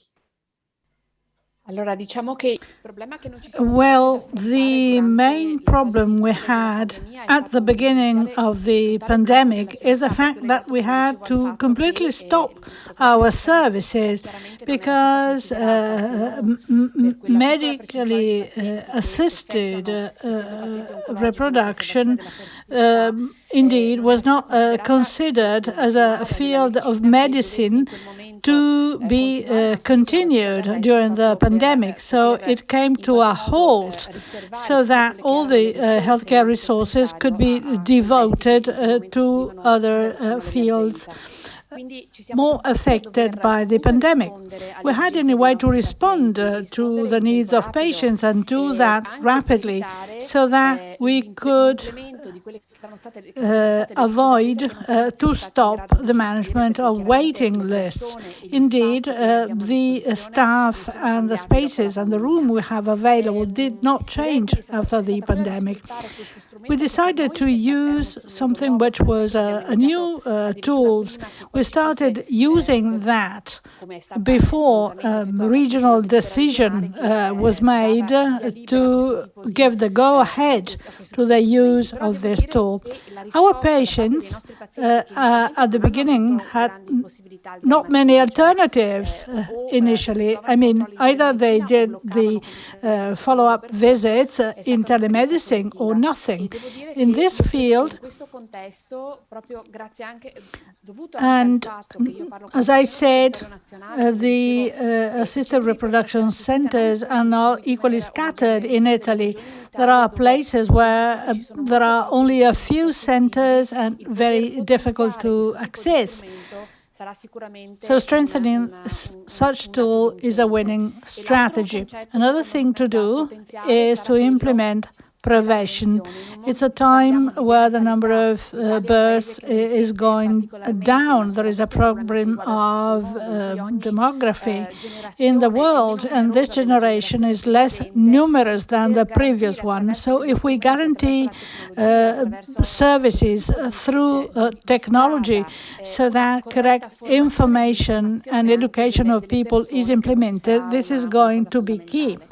So the two elements, Professor Andrisani, are the enormous pressure, either you do telemedicine or nothing, and secondly, the political pressure that we have a problem with reproduction in our southern countries. The question very quickly, and answer very quickly from you because we are running late. Do you think that we can harness that and continue with this level of telemedicine after COVID? I believe and hope that we will use this tool because the experience was really successful. Professor Rea, the same question goes to you. I mean, your numbers are impressive in an area that, again, I was surprised in such high technology, cutting-edge surgery, you are using so much telemedicine for follow-up. What are the key elements, very, very shortly, that explain that success? The success is that we adequately prepared patients. They have to understand that if they are part of the telemedicine project, they can be very connected with the hospital. This in particular for those patients who feel to be part of the center for the transplantation. As for a fast discharge of patients, we are not as ready as they are in the UK, where they put patients in a so-called protected structure. So the patients in Italy, when they feel connected with the center, they feel comfortable.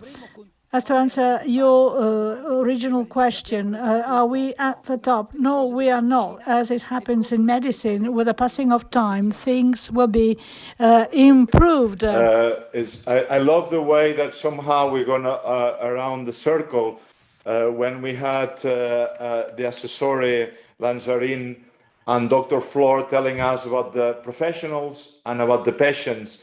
And I like it that we wrap up this table around the patient feeling more trust into the system, feeling more protected, feeling more followed up, and trusting both the technology and the professionals through telemedicine. Dimi, I'm going to ask you a bit by surprise, a bit spontaneously, whether taking together any other vibes you got from the chat, you could take and wrap us up with some general conclusions. You are a co-director of the summer school. I'm sure you learn an awful lot, and there were lots of echoes of what you heard these days. So you can perhaps put us a few thoughts to wrap us up. I'll follow that up, and then I'll ask Dr. Bardin to close us the session today. And still, with only 15 minutes behind, I think we can do that in 5 minutes. We might even, thank you, Giuseppe. We might be able to do that in even less. Let's see what we can manage. I think one thing to say is that the discussions that we've been having today from the Veneto perspective have been reflecting quite nicely all the discussions we've been having the past 4 days with a number of international examples. And I'll highlight just a couple of points that came together. And I think all of our speakers are represented in different elements. So one is the importance of regulation, political leadership moving forward for ensuring sustainable solutions, and the importance of the scientists or the practitioners on the ground of pulling together all the information that they have, and this is also our job, Giuseppe, to communicate that to policymakers in order to ensure that they have the right base to move forward with these frameworks that will enable the appropriate and sustainable implementation of such technological solutions. Very important to consider the broader system perspective, like reimbursement, as you said, and the fact that the technology itself is one thing, but what digital technologies do is that they change the process of care. So we need to look at this as a continuum and understand all the bits and pieces in order to ensure that the system can actually progress. We also saw the importance of both thinking about existing solutions and how we can transform them when there is an external shock like a pandemic, but also coming up with new solutions when it comes to the crunch, as Professor Rossi was describing earlier today, and the importance of the end user, be that the practitioner in the hospital who needs to feel comfortable with the platform they are using, and it needs to be made in a way that reflects their knowledge, but also the patients and citizens who are on the receiving end, and the importance of literacy and making users understand why we're doing what we're doing and what we're doing exactly. The other thing is data quality. And I think we understood that throughout, how important it is to ensure that what we're capturing is actually representative of what is going on. And the final thing that I will point out, because I have, I think, 4 pages of this, but probably that's a little bit too much, is the issue of the fact that we saw that with digital health applications, we managed provision, the so-called dual provision during the pandemic. So we managed to address issues that had to do with the pandemic itself. So COVID-19 patients, for example, or tracking vaccinations, but we also managed to provide services for patients that were non-COVID patients and who were challenged with this necessity of perhaps postponing services that were not deemed essential, or complicating acute care services due to the pandemic itself. So this is as well this understanding that when we are in a situation as the one that we came into the pandemic, digital health tools can help for a spectrum of solutions, but we really need to harness them in the best possible way. Finally, the issue of inequalities. This was brought up in a very interesting way today because it didn't only highlight this side that we usually talk about when we talk about digital health, but also the reverse. So we say it's important to not forget that not everyone has the same level of digital health literacy. Not everyone has the same opportunities in using digital health tools. That's the one side of the argument. The other side of the argument is that precisely for hard to reach populations, it might be worth having a digital health solution. So for example, if we have someone who's very far away from the center, that's something that we need to consider. So I will wrap up with that and come back to you, Giuseppe, for closing the session. Thank you. Thank you very much, Dimi. That was beautiful. And as always, we steal each other's thunder. I love what you said at the beginning around the broader environment. Let me remind you of a process in which Observatory is involved together with the WHO as a scientific secretariat, which is the Commission on Health and Social Sustainability, led by Professor Monti, well-known a well-known politician in Italy, as well as a member of the ex-member of the European Commission, who's actually been looking at the impact of the pandemic and how to move that forward. The release of that report will be done in September. And one of the elements is innovation. Actually, Dimi here was one of the advisors to the Commission around the area of innovation. And Professor Monti and his commissioners is very much highlighting the environment of innovation, the regulation of innovation, the incentives at societal level, at political level, the political will. That's so important. It's bottom up, is the professionals like yourselves, the leaders, but also that environment that allows that to happen. And that's why it's been such a beautiful, great experience every year in the Veneto when we have the summer school there. And next year, we're looking forward to that, to hear the kinds of reforms that the Veneto region is always putting in place at the cutting edge. And I do believe it's because the environment is very much conducive and the political will to make change and allow and push the doctors, the professions to move forward. And of course, the interest of these professionals as well to make change. It's the top down and bottom up that is needed. If you don't have one or the other, that can never work. But just a reminder to come back this afternoon, please. We have a wrap up of the summer school with the directors of the summer school, with the European Commission, with WHO, with Dr. Maritati Vagenas, also a partner of the Observatory. They're going to wrap up, and we're going to be thinking very much towards the future. Having said all that, just thank you very much, Lorenza. Thank you very much to you, to the Assessore, to the Director General, for welcoming us every year, this time virtually, to lead this wonderful session. And I'll leave the last words of closure to you. Thank you, Lorenza. Thank you very much, Joseph. I am afraid I will have to repeat what you said. I was very much impressed by two topics in particular. First of all, that crisis can have a good effect to stimulate relaunching and innovation, but they need to be supported by state authorities, as you all stressed. My second point concerns the fact that persons have to be at the center. Persons are at the center of the system, which has to be tailored to their needs. Those who make the plans and design the systems have to be the patient and healthcare professionals in mind. As Dr. Rossi said, we learned that emergency has been the springboard to create tools which proved to be fully respondent to the problem of the pandemic. There is a need to give a feedback, as Professor Andrisani said. The responses of citizens should be taken on board. Health staff has to be close to patients, and that was an opportunity to test the system. The words simplicity, being intuitive, these should be the key words in the mind of those who design the digital systems. These are my final comments. I'd like to thank you all. I would like to thank the organizers who have always been very available, supportive, and indeed very professional, needless to say.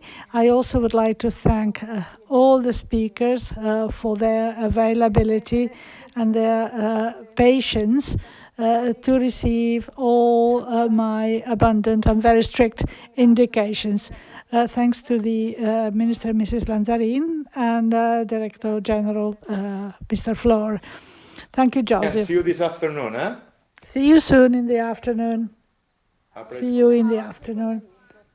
And next year, hopefully in presence. And it's going to be, next year, an announcement is going to be on innovation, actually, beyond digital innovation. Is going to be 7 days of innovation, workshops, debates, group work. So we're looking forward to see you all in Venice, in our island for the summer school next year on innovation. Have a nice day. Bye-bye.